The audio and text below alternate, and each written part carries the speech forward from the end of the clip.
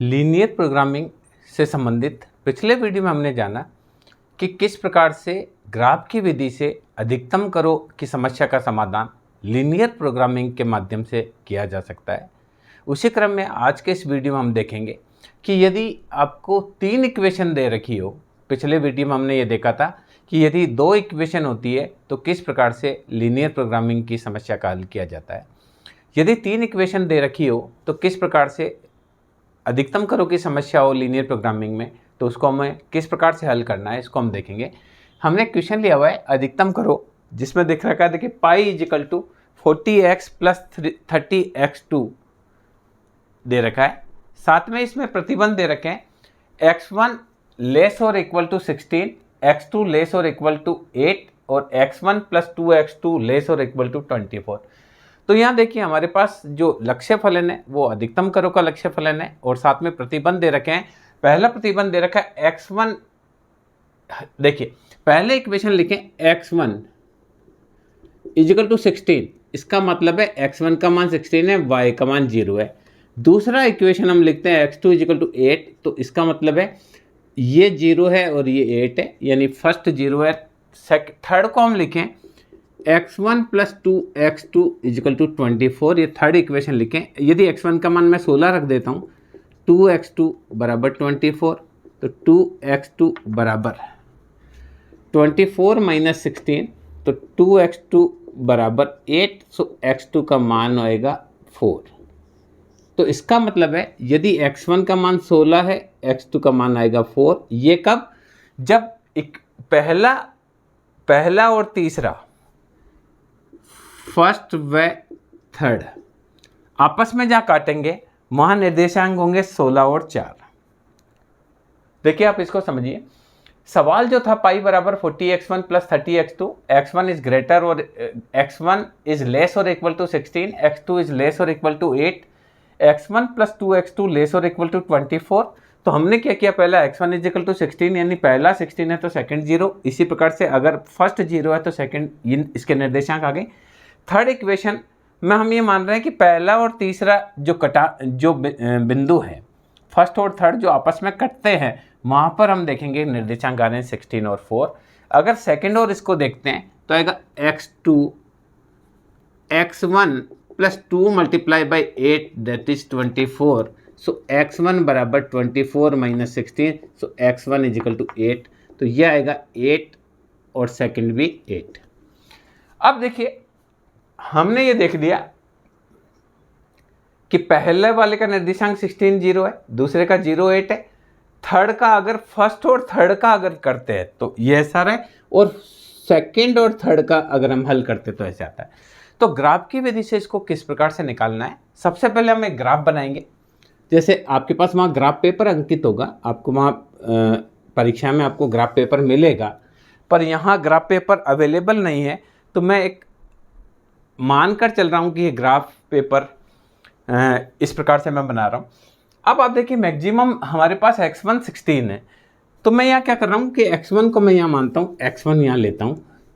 2 4 6 8 10 12 14 16, 2 4 6 8 10 12 14 and 16। Okay, इधर वाला हम लेते हैं मैक्सिमम जो है सेकंड वाला 8 है, तो हम यहाँ ले रहे हैं 1 2 3 4 5 6 7 8। ये x2 हमने यहाँ लिया है, 1 2 3 4 5 6 7 8। देखिए ये मैक्सिमम 8 ही है, यहाँ 4 है, यहाँ 3 है, यहाँ 8। ओके, अब आप देखिए पहले वाला इक्वेशन है 16 एंड 0, यानी जो पहला इक्वेशन है ये 16 है और इसका y 0 है, तो ये वाला इक्वेशन इस प्रकार से फर्स्ट वाला हो गया। ये है x1 इजिकल टू 16, पहला इक्वेशन। इसी प्रकार से 0 और 8 ये दूसरा है, तो ये 0 और 8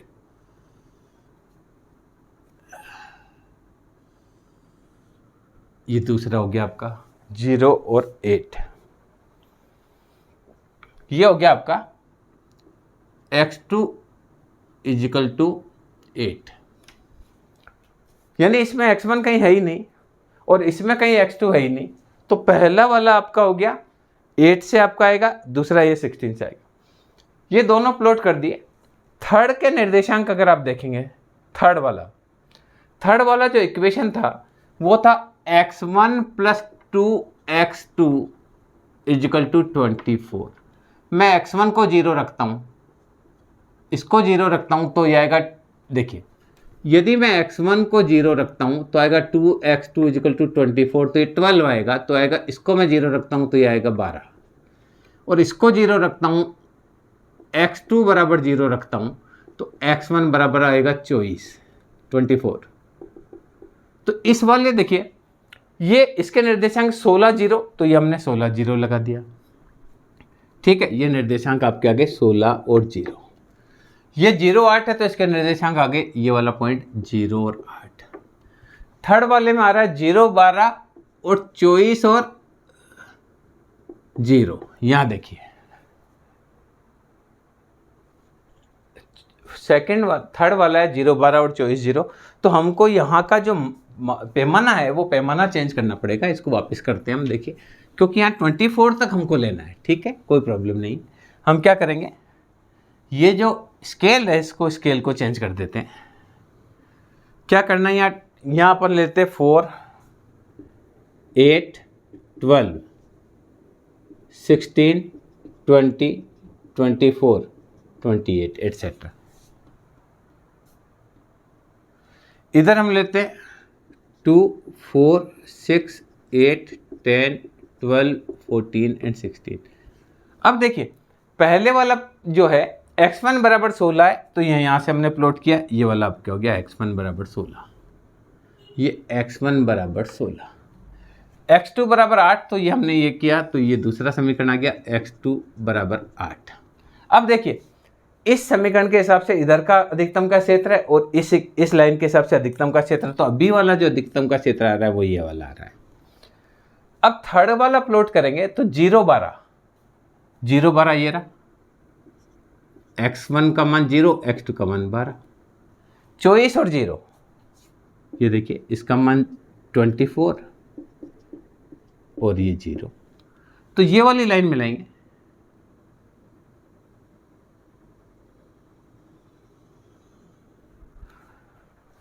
तो अब जो अधिकतम का क्षेत्र है, अधिकतम का क्षेत्र A हो सकता है, B हो सकता है, C हो सकता है और D हो सकता है। तो ये वाला अधिकतम का क्षेत्र आएगा। देखिए इसके साथ अधिकतम का क्षेत्र ये था, इसके साथ ये था, तो ये वाला पहले कॉमन था। अब ये लाइन खींची गई थर्ड वाली, इसका इक्वेशन है x1 plus 2x2 is equal to 24। तो देखिए अब यहां देखिए फर्स्ट वाले में फर्स्ट और थर्ड जहां आपस में काटती है तो निर्देशांक आएंगे 16 और 4। तो ये देखिए ये C बिंदु आया 16 और 4, फर्स्ट और थर्ड जो काटती है ये इसका निर्देशांक आया था अपना 16 और 4, प्रथम व तृतीय का कटान बिंदु। ओके, बी वाले का निर्देशांक आया था 8 और 8, इधर से भी 8 और इधर से भी 8। आप इसको सही देखेंगे, ये वाला ये जो चित्र है, ये लाइन है, इस लाइन को आप सही खींचेंगे तो ये देखिए, ये देखिए यहां आप देखिए क्लियर है। अब देखिए ये सी पॉइंट, देखिए इधर सी पॉइंट में इधर 4, ये देखिए आप ग्राफ पेपर पर अंकित करेंगे बिल्कुल वही आएगा 4 एंड 16। तो ये वाला पॉइंट आया 16 x1 है 4 x2 है, इसको मैंने, और इसमें देखिए दोनों, इसमें देखिए 8 8, तो ये B पॉइंट है, इस B पॉइंट पे ये भी 8 है और ये भी 8 है। अब आप देखिए, अब इसको देखिए, ये जो ग्राफ है इसको आप अच्छे से समझेंगे तो आपको क्लियर हो जाएगा कि किस प्रकार से ग्राफ को आपको करना है। तो फर्स्ट देखिए इक्वेशन x1 बराबर 16 था, तो 16 और 0, तो हमने ये 16 और x2 नहीं इसलिए 0। ये था 8 और 0, तो ये 8 और 0 हमने लिख दिया। जो इसके निर्देशांक हुए 0 और 8, और इसके निर्देशांक हुए 16 और 0। ये दोनों इक्वेशन हो गई। थर्ड इक्वेशन जो थी वो x1 + 2x2 = 24 थी, तो x1 को 0 रखा तो ये 12 आया, और x2 को 0 रखा तो 24। तो ये 0 12, ये 24 12, इसको काटा तो ये आ गया। अब देखिए ये इक्वेशन जो है, ये पॉइंट है, ये वाला पॉइंट प्रथम व तृतीय को कटान बिंदु है, और ये पॉइंट है 2 व 3 का कटान बिंदु, और ये 2 और 3 का कटान बिंदु आया था 8 8, और फर्स्ट और सेकंड का आया था 64। तो यहाँ देखिए आप, ये 16, ये 4, और यहाँ देखिए 8 और 8। अब जो आपका अधिकतम का क्षेत्र है, वो अधिकतम का क्षेत्र कॉमन क्षेत्र ये है, इसके बीच में अधिकतम हो सकता है। तो अधिकतम का बिंदु ए हो सकता है, बी हो सकता है, सी हो सकता है और डी हो सकता है। अब आपको क्या करना है, गणित की विधि से देखेंगे। ये अब अपने काम का नहीं है, मैं इसको मिटा रहा हूं। हमारा जो लक्ष्य फलन है वो ये रहा। तो लक्ष्य फलन के हिसाब से आप देखेंगे पाई बराबर ए बिंदु 40, x का मान यहां है 0, y का मान है 8, b अगर बिंदु हो ये वाला, तो फर्स्ट है 40 का 8 और 30 का भी 8। सी बिंदु हो तो 40 का तो आएगा 16 और 30 का आएगा 4। डी बिंदु हो, डी बिंदु पर 40 का आएगा 16 और 30 का आएगा 0। इसको समझिए, ये लक्ष्य फलन है। ए बिंदु पर 0 8, तो x1 का मान 0, x2 का 8, दूसरे पर 8 8 यानी x1 का मान 8, x2 का मान 8, थर्ड पर 16 4 यानी x1 का मान 16, x2 का मान 4, और फोर्थ जो आ रहा है वो 16 और 0 आ रहा है, यानी फर्स्ट का 16 सेकंड का 0। अब देखिए इनको सॉल्व करते हैं। फर्स्ट वाला आएगा 240, सेकंड 70 × 8 560, थर्ड आ रहा है 14 × 16 30 × 4 760, फोर्थ आ रहा है 640। तो अधिकतम ये होगा।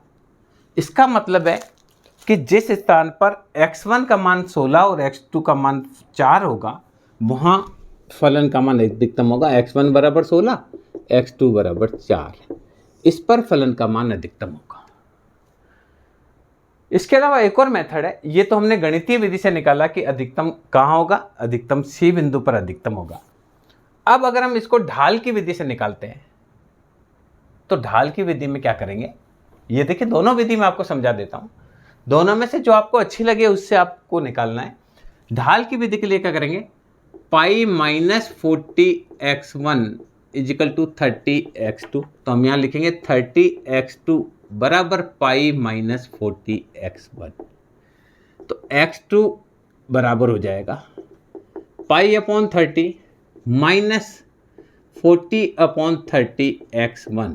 तो यहाँ ढाल जो आएगा, जो कि होता है लंब बटा आधार,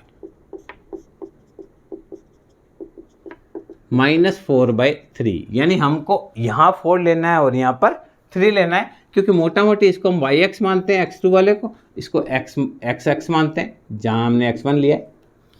तो इधर 4 लेना है और इधर 3 लेना है, तो हम 8 लेंगे तो इधर 6 आएगा, 8 और 6। देखिए ये फर्स्ट ढाल। अब इसी के समानांतर रेखाएं हम खींचेंगे, तो यहाँ 12 आएगा, तो यहाँ कितना आएगा 9। इसी के समानांतर रेखाएं खींचेंगे तो 12 के साथ में आएगा 9। ऐसे खींचते रहेंगे, तो जहां सबसे एंड में टच करेगा जिस बिंदु को, ये जिस बिंदु को सबसे, देखिए बी को टच कर चुका, डी को भी टच कर चुका, ए को पहले ही टच कर चुका, बी को यहाँ ये टच कर चुका, सी डी को भी टच कर चुका, लास्ट में ये सी को टच कर रहा है। देखिए अधिकतम, ये देखिए। अतः सी बिंदु क्या होगा, इसी ढाल पर हम स्केल से खींचते जाएंगे। अतः सी बिंदु अधिकतम का बिंदु होगा, जहाँ पर x1 का उत्पादन 16 किया जाएगा और x2 का उत्पादन 4 किया जाएगा। तो ये दो मेथड है, दोनों मेथड में से किसी भी एक मेथड से आप कर सकते हैं। डायरेक्ट आप गणितीय विधि से भी कर सकते हैं और दूसरा इस विधि से भी आप इसको कर सकते हैं।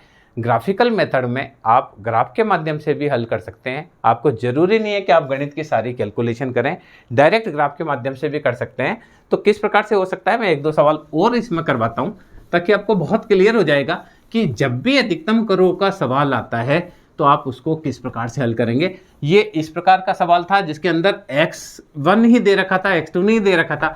इसी प्रकार से दूसरे में x2 ही दे रखा था, x1 नहीं दे रखा था। तो जानबूझकर मैंने इस सवाल को लिया ताकि अगर ऐसा कोई सवाल आ जाए तो आप वहाँ पर परीक्षा में कन्फ्यूज बिल्कुल भी आपको नहीं होना है कि हम इस सवाल को किस प्रकार करेंगे। बहुत ईजी है आप लोगों के लिए करना है इसको। एक क्वेश्चन मैं और कराता हूँ। देखिए, z बराबर 2x प्लस 5y, प्रतिबंध दे रखें x plus 4y is less और इक्वल टू 24। दूसरा इक्वेशन दे रखा है 3x plus y is less और इक्वल टू 21। थर्ड दे रखा है x प्लस वाई लेस और इक्वल टू 9, जहाँ x1 और x और y ग्रेटर और इक्वल टू 0। लक्ष्य फलन क्या दे रखा है आपको? लक्ष्य फलन दे रखा है 2x प्लस 5y। आपको करना है अधिकतम, क्योंकि अधिकतम की बात चल रही है। इसके प्रतिबंध दे रखे x प्लस 4y लेस और equal to 24, 3x plus Y less और equal to 21, x plus Y less और इक्वल टू 9। हमको क्या करना है, जैसे देखिए x plus 4y is equal to 24, मैं x को 0 रखता हूँ तो 4y बराबर 24 आएगा, तो y बराबर 6 आएगा। इसी प्रकार से मैं y को 0 रखता हूँ तो x बराबर 24 आएगा। तो इसके निर्देशांक आएंगे, अगर x को y को 0 रखा तो 24 0 और ये रखेंगे तो 0 6। आप इसको समझिए क्या करना है। मैंने x को 0 रखा तो आया 4y इजिकल टू 24, तो y इजिकल टू 6। इसी प्रकार से मैंने y को 0 रखा तो x बराबर आया 24, तो इसका निर्देशांक x को 0 रखने पर y आएगा 6 और y को 0 रखने पर x आएगा 24। इसी प्रकार से देखिए सेकेंड है 3x plus y is equal to 21। मैं y को 0 रखता हूँ, यानी y को मैं 0 रखता हूँ, y को हमने 0 रख दिया तो 3x बराबर 27, तो यहाँ आएगा 7 0। कैसे? y बराबर 0 तो क्या बचा 3x बराबर 21, तो x बराबर 7। और मैंने x को 0 रखा तो y बराबर 21 बचा, तो ये दूसरा निर्देशांक आया 0 21। इसी प्रकार से देखिए x प्लस वाई बराबर 9, ये थर्ड इक्वेशन है। मैंने x को 0 रखा तो y भी 9 आएगा और y को 0 रखा तो x भी 9 आएगा, तो ये आएगा 9। पहले वाला 0x रखा तो y 9 और y को 0 रखा तो x 9। ये निर्देशांक आ गए, ये तीनों के निर्देशांक आ गए। अब हम इसको ग्राफ पर अंकित कर सकते हैं। पहले के निर्देशांक आए 0 6 24 0, दूसरे का है 7 0 0 21, थर्ड क्या है 0 9 9 0। तो कैसे रखेंगे? ग्राफ पेपर पर इसको अंकित करेंगे। 3 इक्वेशन है तो कोई दिक्कत नहीं है, आप ग्राफ पेपर लेंगे और ग्राफ पेपर पर जितना आपको चाहिए उस हिसाब से आप मान लेंगे। हमारे को देखिए x में 24 तक चाहिए और y में हमको 21 तक चाहिए। देखिए y 0 6 0 0 21 21 तक चाहिए, तो हम 3 से ले लेते हैं।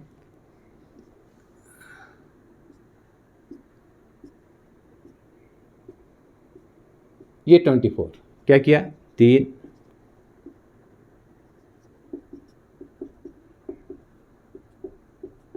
इसी प्रकार से यहाँ ले लिया।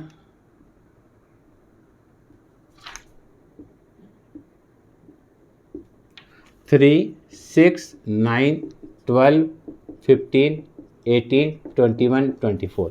यहाँ मैंने x को लिया है, यहाँ मैंने y को लिया है। सबसे पहले इनको प्लॉट करेंगे, इसको और इसको। तो पहला है 0 6 और 24 0। देखो ये तो हो गया 24 0 और 0 6, ये हो गया 0 6। तो फर्स्ट इक्वेशन तो ये पहली लाइन तो ये आई। इसका समीकरण हुआ x plus 4y is equal to 24।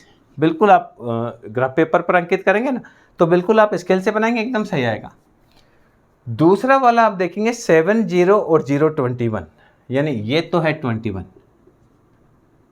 0 21 और 7 0, ये 7 0, 7 एंड 0। दूसरी रेखा ये आई, इसका इक्वेशन आया आपका 3x plus y is equal to 21। Third हमारा आया 0990, तो देखिए ये 09 है और ये 90 है, तो थर्ड वाले को यूं मिला देंगे। तो आप देखिए इससे अधिकतम का क्षेत्र ये था, जैसे देखिए पहली रेखा थी ए बी, तो अधिकतम का क्षेत्र था ओ ए बी। दूसरी रेखा थी सी डी, तो इसका अधिकतम का क्षेत्र था ओ सी डी। तीसरी रेखा जो थी वो ई एफ थी, तो इसका अधिकतम का क्षेत्र था ओ ई एफ। तो कॉमन क्षेत्र अधिकतम का हुआ ये वाला।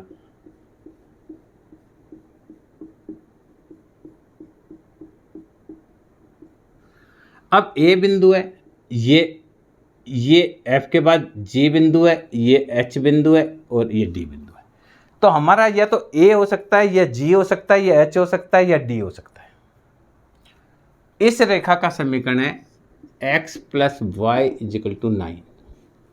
अब आपको समझने की बात है, हमने क्या किया, पहले इनको प्लॉट कर दिया, प्लॉट करके निर्देशांक निकाले और इस निर्देशांक के हिसाब से हमने इसको बिल्कुल ग्राफ पेपर पर ऐसे कैसे अंकित कर दिया जो कि हमको करना है, जिस हिसाब से करना है। अब आप समझने की बात देखिए, इसके अंदर ये मैंने निर्देशांक वाला हटा दिया। अब मुझे डी बिंदु पर क्या है, देखिए ग्राफ पेपर पर आप करेंगे तो बहुत क्लियर आ जाएगा कि 5 आएगा या 4 आएगा जी बिंदु पर, एच बिंदु पर यहाँ 3 आएगा या 6 आएगा, वॉटेवर जो भी आएगा। जी और एच के निर्देशांक निकाल लें, तो जी बिंदु पर जैसे आपके पास ग्राफ पेपर होगा, आप क्या करेंगे, यहाँ से एक लाइन खींचेंगे, इधर खींचेंगे तो आपको क्लियर ग्राफ पेपर लिख जाएगा, या 3 आएगा या 6 आएगा या जो भी आएगा। अब यहाँ पर मुझे जी बिंदु में एक तो ये समीकरण है, दूसरा ये समीकरण है। देखिए जी के निर्देशांक मैं निकाल के बताता हूँ, जी के निर्देशांक, जी बिंदु के निर्देशांक निकालने हैं। तो एक समीकरण है ये वाला, देखिए ये लाइन है, ये समीकरण है x plus 4y is equal to 24। दूसरा समीकरण है x plus y is equal to 9। Equation number ये था फर्स्ट, ये इक्वेशन नंबर था थर्ड। कंपेरिजन किया, माइनस माइनस माइनस कट गया, 3y इजिकल टू 15, तो y इजिकल टू 5 और x प्लस 5 इजिकल टू 9, तो x इजिकल टू 4। तो इसके निर्देशांक आए 4 और 5। तो ये जी बिंदु आप यूं पे भी देखेंगे, देखो 5 और ये लगभग 4, इसके निर्देशांक आए 4 एंड 5। किसके लिए क्या किया, इस समीकरण को और इस समीकरण को सॉल्व किया, फर्स्ट और थर्ड को सॉल्व किया, तो हमको ये मिल गए x बराबर 4 और y बराबर 5। इसी प्रकार से अगर आप देखेंगे कि यदि मुझे h बिंदु के लिए एक समीकरण है हमारे पास, h बिंदु का 3x plus y is equal to 21, ये हमारा सेकेंड इक्वेशन है, और ये वाली रेखा है x plus y is equal to 9, ये दूसरी। हमने इसको कंपैरिजन किया तो आया 2x 12, x बराबर 6 और 6 प्लस वाई बराबर 9 होता है, इसमें रखा थर्ड में, तो y बराबर आए 3, यानी इसके निर्देशांक आए 6 और 3। यहाँ देखिए, यहाँ आप देखेंगे तो आएगा h के, देखिए ये 3 और ये 6, क्लियर। तो x का मान 6 और y का मान 3। मैंने पहले भी आपको बताया था, देखिए लगभग y का मान 3, x का मान 6 आ रहा है। आप इसको नीचे उतारेंगे तो देखेंगे 6 आ रहा है।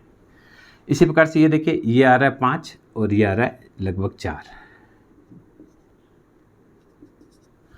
अब ये देखिए, हमको a का पता है 0.6, g का पता है 4.5, H का पता है 6.3 और D का पता है 7.0। तो हम जो हमारा लक्ष्य फलन है, अब देखिए हमारे को लक्ष्य फलन दिया हुआ है, ये लक्ष्य फलन ये रहा, इससे हम निकाल सकते हैं कि किस बिंदु पर अधिकतम मान होगा।